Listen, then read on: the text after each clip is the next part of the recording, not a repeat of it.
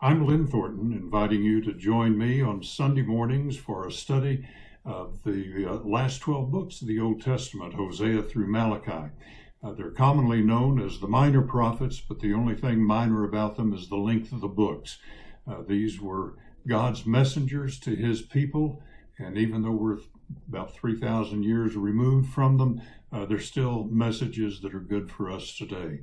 I'll be discussing those with you in the Sunday morning Bible class, December through February. Hope you'll join me. Hi, I'm Lynn Harper. The class I'll be teaching this quarter is called Christianity Lab.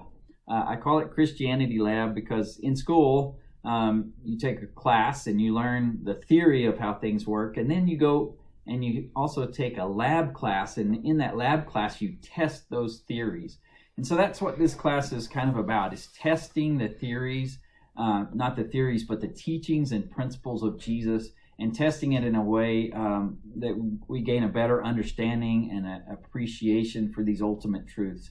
If they are ultimate truths, which I believe they are, then we should be able to test them anytime we want and come up with a better understanding of them. We'll be testing the teachings of Jesus from the Sermon on the Mount, and we'll be doing this through weekly challenges in our own personal lives. And so that class is very interactive. We'll come back to the class and talk about what we did that week and what we learned that week. The class this time around is for young adults. And by young adults, we mean those people who have young kids or are of that same age group that they could have young kids. So I look forward to teaching the class, and I look forward to seeing you in it. Thanks. I'm Jerry Klein. And when we start the winter quarter of classes in December, I'm going to be teaching Romans. We want our Bible classes to be practical. We want our Bible classes to be helpful to the people who come to them. There is nothing more practical in the New Testament than Paul's letter to the Romans. Writing to a church he had not visited, he spends his time talking about how we're saved, how we're lost, and the kinds of lives we're supposed to live. He tells us why and how people who are lost, why and how people who are saved. And then he says, and this is how the saved people live. I think you'll really enjoy it. The lessons will be practical. They'll be practical for the Comanche Trail Church of Christ, and that's what we're aiming for.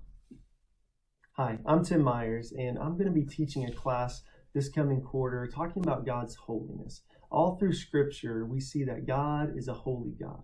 And that means God is separate, God is distinct, God is different from the world around him. In the book of Leviticus, we read over and over God saying things like, I'm holy, and I command you to be holy. And that's what really the book of Leviticus is about, the holiness of God's people as they pursue him. And that theme trickles down into the New Testament. Peter talks to his readers, and he's saying, look, as you look at the world around you, you need to be different. There's supposed to be something distinct about you. And in fact, the first chapter, Peter will write in chapter 1 of 1 Peter, he says, but just as he who called you is holy, so be holy in all you do. For it is written, and he quotes from Leviticus, be holy because I am holy. And so as we try to explore what does that look like in our lives and just daily interactions with people, that idea of holiness, we need God's grace because we mess up.